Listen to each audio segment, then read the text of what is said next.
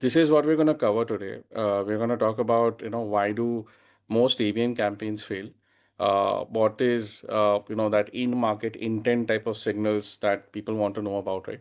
What is out-market audience where you need to actually create demand? So that is in demand generation, the larger side of, ABM. Basically, there is something called as, demand capture, demand creation. In demand capture, there are a lot of intent channels, and in demand creation, you have different type of channels altogether. We'll discuss a little bit of that as well. What is controllable, what is non-controllable in those channels, and how can we work our way around. AVM so far, like whatever you guys discussed, right? That is what people have been discussing for the last say 10 years, or not 10, but like say 7 8 years, right? So I've added a few twists and turns because a lot of people used to say that ABM does not work for, even I used to say that, by the way, for companies which have less than 5,000 ACV. But now there is a programmatic way to even achieve that or target those type of accounts. Uh, Not only that, imagine targeting accounts in a way that most of the stuff is automated. Uh, I mean, SDR BDR is I mean there is a uniqueness to it. That's the reason AI will not be able to beat it. But nowadays with whatever we are doing, it has a play of AI SDR, scoring, account scoring, cold account scoring, not even lead scoring, and then targeting it based on certain segments. So we'll discuss that. I'll show you how does typical journeys look like. What is RFME? RFME is something that I've coined. Normally, it's a very popular e-commerce engine, e-commerce recommendation engine model. So it means RFM is recency, frequency, monetary value. If you must have seen, the products you buy, it keeps suggesting items which are related to the product. You buy a shoe, you'll suggest you socks.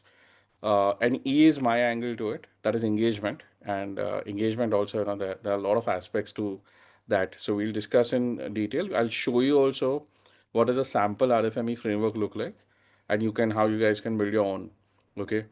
To the only thing is for scoring to really work, you need a 100 pointer system. You can't have an unlimited scoring model, which a lot of tools give out, or a lot of people build here in their systems. I've never seen them working. It's not they don't really work basically.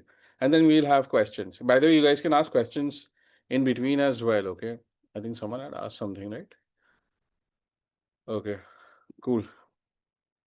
Good. So here are a couple of reasons I pointed out. A few I will discuss. I didn't want to put it here, but they're very tactical and very, they're kind of cringe also because that's what I have experienced personally. Okay. So why does it fail? Of course, poor targeting, poor funnel prioritization. So when I say poor targeting, I'll go one by one.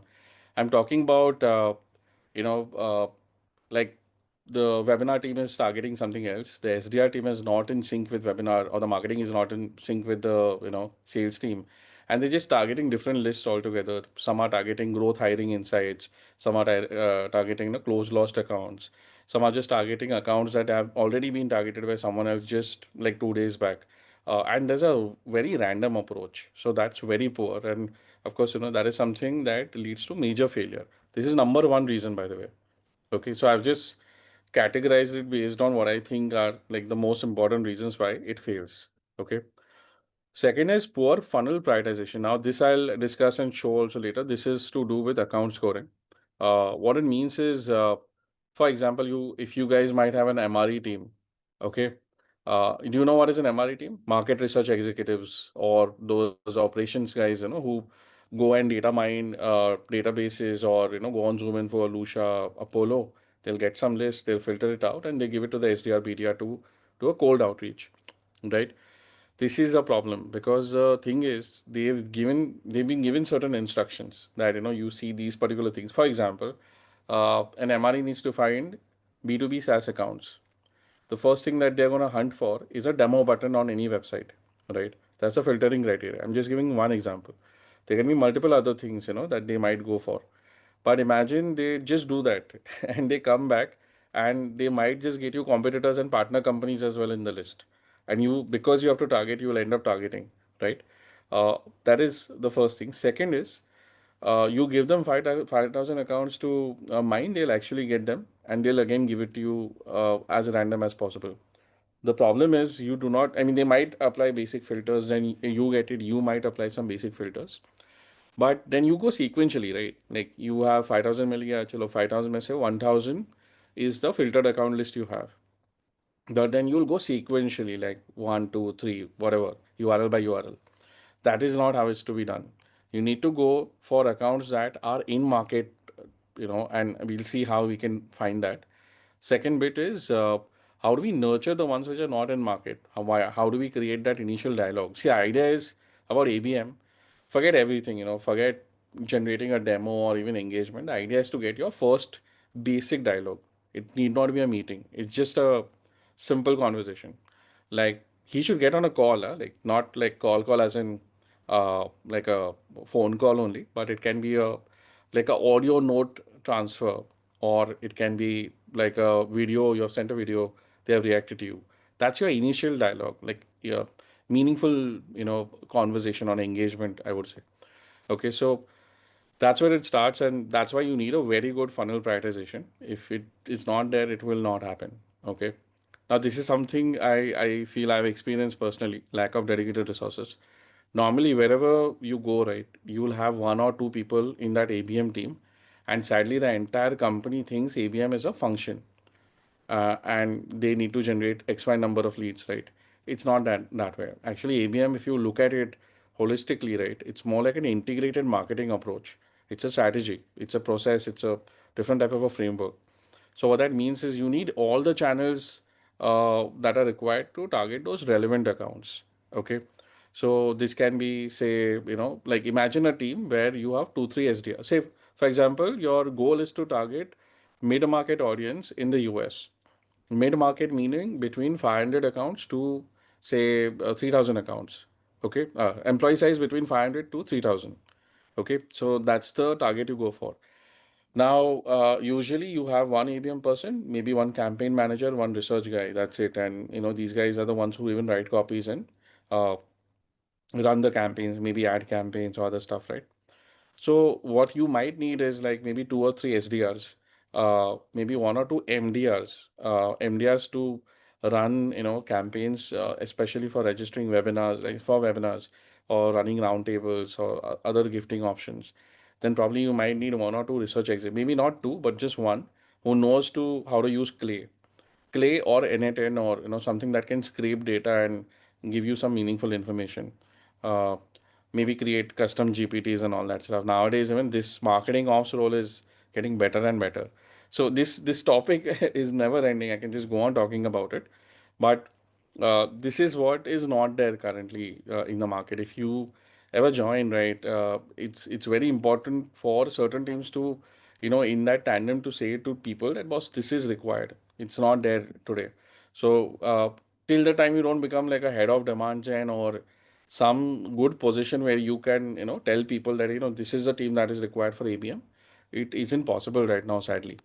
Okay, in other countries, especially US or APAC or even Middle East, I've seen this happening, and luckily that's a good thing. A very strong and lean team is able to get millions of dollars in pipeline. So that is a problem today. Maybe we'll see how we can solve that as well. Unclear measurement, constant attribution war. Again, this is something that you're going to face. So ABM primarily is more for engagement and influence. That's a different thing, that there can be conversions that can happen as well. But the way it should be looked at is you target a segment of accounts. The idea is to measure revenue at the end of the day, of course, but also see the overall account progression, how it is moving, what moved the needle. Was it this engagement in a roundtable, or was it an asset download, or was it like a simple demo ad someone clicked? But before that, what was the attribution model like? Was it linear? Was it like something else? So again, that is not measured nowadays. So if the company has HubSpot or Salesforce, very good, because that's where we can put all these things in play. If not, it's still possible, but very difficult. Because again, you have to measure in an Excel sheet, Google sheet. You have to show them this is what happened, and other stuff. Uh, Lack of sales and marketing. This is like of course, this is the number one thing. Even today, I think ABM is run directly by marketing teams only, or sales team, or they are both running it, and no one knows what they're doing. The sales sadly only has a few channels with them, one or two. and marketing has more channels. Yeah, Raghav. Yeah, so I have two questions. First is what exactly is an MDR? And also, is there no account executive involved in this entire thing? No, no, account executives are, see, they are there. MDR is it's basically marketing development representative. So, see, normally, there is, I don't find any difference between SDR and BDR. But in the world of SaaS, BDRs are the one which are targeting like high, top accounts, like enterprise accounts, accounts where the deal value is more than $60,000 or something like that, right? Uh, SDRs are the one which are reaching out to mid-market or commercial type of accounts, okay, where the account size might be between say $10,000 to $40,000, okay. Now MDRs on the other hand, they are not really in the sales team, they're in the marketing team, but they are the ones who are, see, in different companies it is maybe packaged differently. So in certain companies, some companies they might be called inside sales, okay, where they are taking care of only inbound leads, okay, or very warm leads. Like leads have some leads that have shown intent, not intent, but they've shown some download or they've done asset download, they've downloaded, they've spoken to you, they joined your webinar. So it's given to the MDR team. MDR team, what it does is tries to get an intent, somehow get that first dialogue. The moment there is a first dialogue, it goes to the BDR or the AE directly. Again, it is case by case. Like at Sprinto, it used to directly go to AEs. But at CleverTap, it was different. Inside sales would pass it on to, again, sometimes to the AEs or sometimes to the SDRs. So it's different at different companies. But basically, it is a marketing function. Okay, cool. Uh, any other questions, guys? Good, I'll go to the next one. Yeah. So this is what I was talking about. I'll have to, move this to to a different diagram because I have to show you guys something. But the idea is like, see, like again, this is some LinkedIn data that was, I think in 2023, 2022, they had, published this, where it's typically, good to say that 10 to 5 to 10% of the audience is in market to buy. Okay. What that means is they're constantly searching on, say, Google, or they are, commenting somewhere that they're looking for something. So that is in-market audience. And 95% is out-market. That means they do not have a requirement right now. They might have, but they're not aware of it. So it's like there is no problem awareness, which is why they don't have a solution awareness as well. And which is why there is a scope. So it's, I don't know if you've heard that story, it's a very popular management story that is told to people where there are these two folks who are sent to an island to sell chappals or slippers. So one goes and says that, hey, you know what, uh, on this island no one wears chappals, so how will I sell it to them, right? And the other one goes and he comes like sad. The first one is like sad that because no one's wearing chappal, how will I sell it to them, right? The second one finds it as an opportunity that, hey, you know what, there's no one wearing chappal, so it's like the entire, this island is the entire market, right? We can sell to. So similarly here, right, 95, even though it's out market, trust me, more than 20-25%, if you are able to do it right, your marketing cycle can be just like 1.5 month. And that's the game about ABM. If your traditional sales and marketing channels are working at say 1-2% conversion rate, like ABM can work at 6% conversion rate.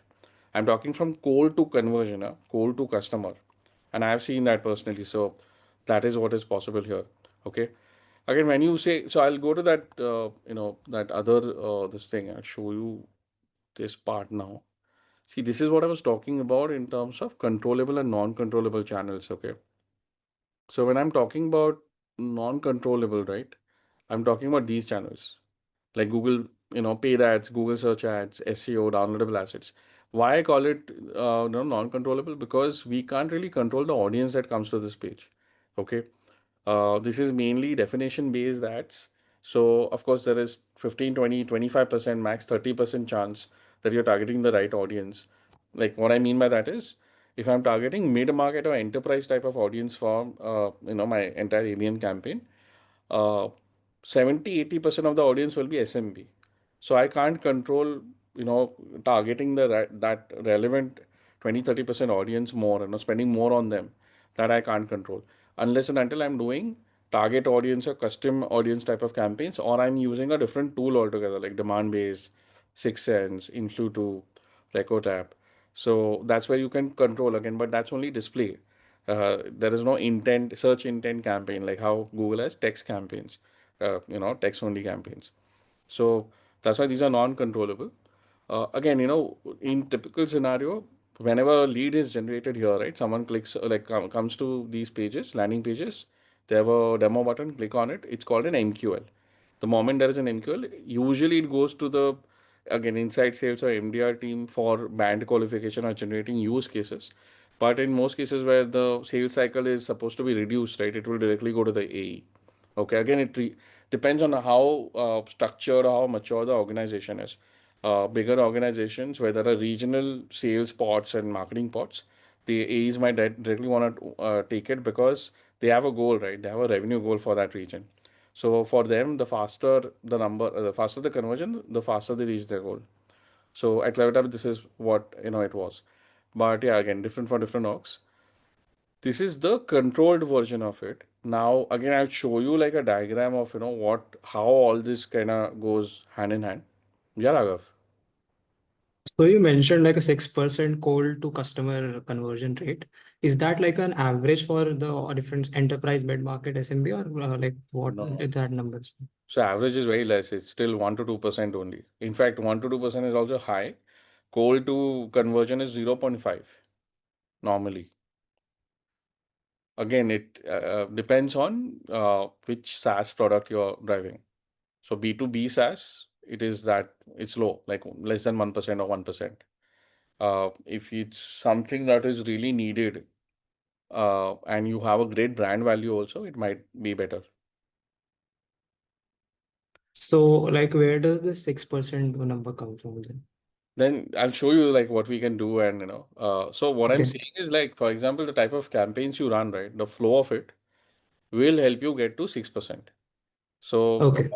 you have to work with the ABM team to help. So as I said, right, it's more about account progression in ABM. So Mhm. in normal scenarios, right, like what people do is like if you want to run any ad, you understand behavioral attributes, you understand the persona, and you start targeting based on definition. Maybe you understand the journey also of the user. Here in ABM, the game is to make them fall into that trap. Like you have to lay those, cheese balls or whatever, so that they reach the trap.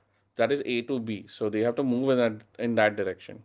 So that I'll show you. So I have created a diagram here, which is kind of crazy. I'll try to simplify it. I've created some slides as well. Okay. But it's a very worked playbook that I have. This is something that I've tweaked and used multiple orgs and startups, and it has always worked. The good part is that it kind of shows results in the first 2 months itself. Like 15-20 days takes up. If you've done this properly, it will take 20-25 days max to set it up. But if you've done doing it for the first time, it will take 1.5 to 2 months to set up, even 3 months, worst case scenario. By that time, company might like already be reviewing you. So it's a very tricky position to be in, but you have to work closely with the ABM or marketing team to get to 6%. Okay. Cool. So yeah, so this is the controllable version of the channels. Again, I have mentioned just few like specific ABM programs. I'll give you some examples of that. Webinars, roundtables, mixers, focus group discussions. These are the best, by the way, when it comes to enterprise or mid-market type of audience. Okay.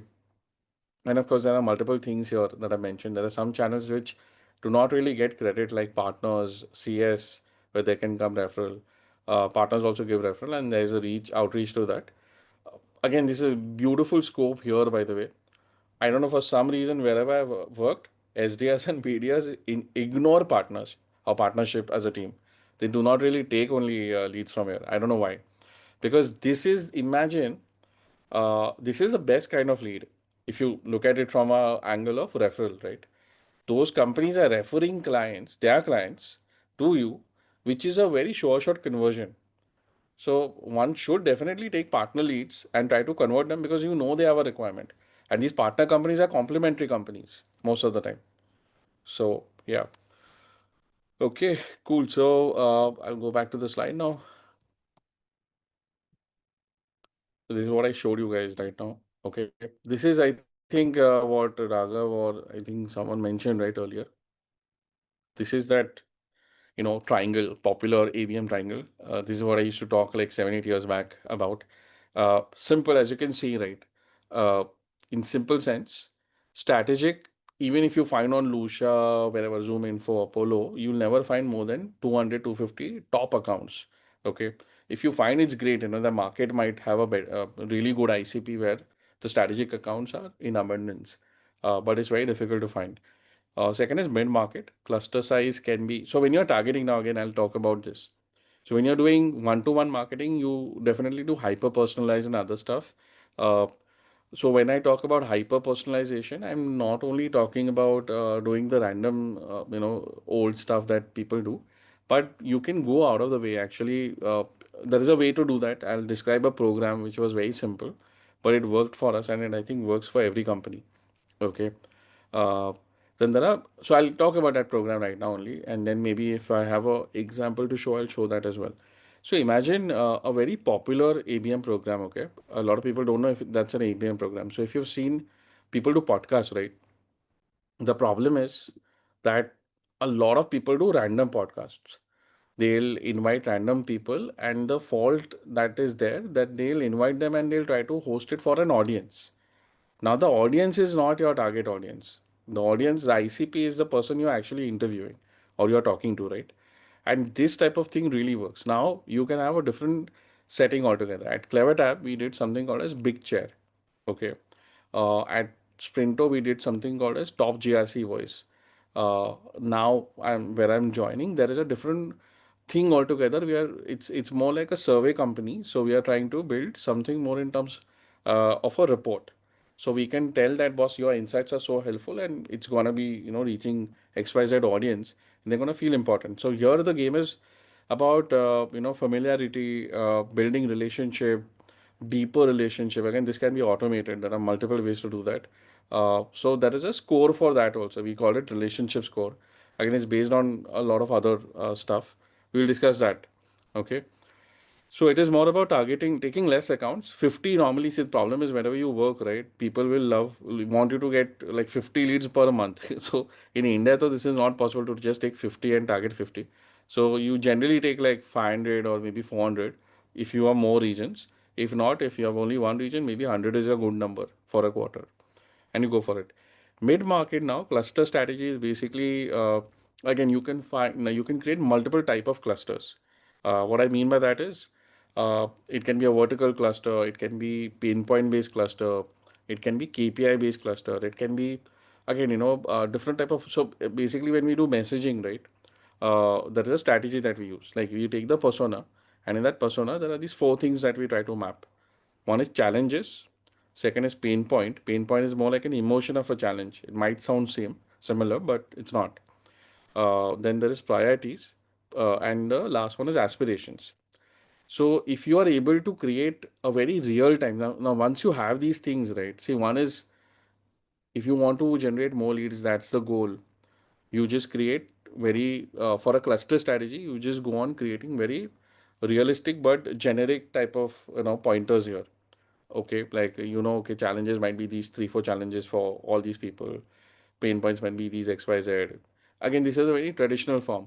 But now with Clay and other tools, right, all this can be automated. So you instead of this for cluster, what you can do is you can create a personalized matrix, like for example, imagine one column has company names, second column has pain point one, pain point two, pain point three, and the fourth, fifth column, right, has a message. Now, all this can be automated in ChatGPT. Sorry, in clay.com. Okay. Have you guys used Clay by any chance? Anyone? Okay, cool. So I think Nishan knows about it. Anyone else? Cool. So there is Twain in Clay. If you don't like Clay, see there are other ways also like N8 and if you I don't know if you guys have used that. It requires a bit of code again, but maybe in a future thing I might want to show you a very real N8 journey only that we are also using right now.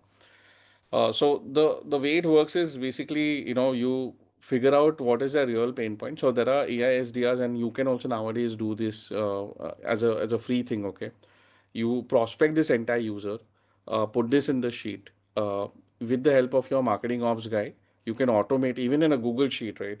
You can automate this on Smart Leads or Outplay or Outreach, whatever you guys are using. So this will still work. SMB commercial, honestly, no one looks at it. But if you're still targeting these accounts, right, the best way is to have low cost, channels to target these. So normally for all these accounts, we have a air cover strategy. But when I say low cost, I'm talking about webinars, virtual webinars, then LinkedIn air cover ads, where or display ads, where you do not end up spending a lot of money. Actually, you do, but it's not much, compared to what you really spend for generating demos. Then it can be email warm-ups, simple email warm-ups where there is a nurturing team. But again, it's segment based. Like normally people send out to 10,000, 5,000. You should not do that. You have multiple domain system, delivery system in place. Like we have done this for a particular client where we bought 9 domains. Not a very good technique, by the way, guys. It's a black hat thing. And to 9 domains, one per domain, we have like 5 accounts, and we have automated this again. So every time we know that one account is going to go down, one domain is going to go down, right? We try to warm up the different, like the other domain or something, and we keep warming up the inboxes. So the deliverability is more than 60-70%. So that has really worked for us, mainly to generate, again, not generate demos, but mainly just having those positive conversations. Okay. So this is a very simple system, ABM system. And now nowadays things people do not follow this. By the way, it has been like this.